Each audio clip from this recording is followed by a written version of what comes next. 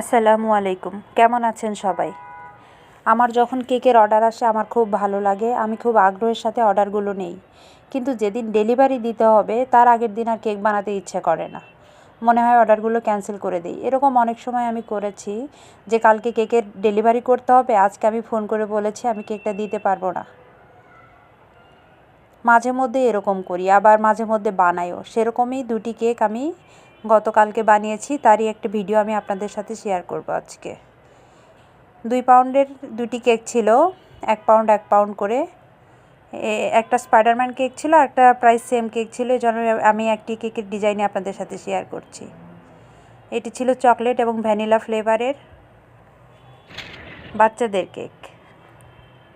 কেকটি কেমন হয়েছে জানি না, ভিডিওটি করেছি ফার্স্ট টাইম। এর আগে আমি কখনো ফুল ভিডিও আপনাদের সাথে শেয়ার করিনি, ছোট ছোট ভিডিও শেয়ার করেছি।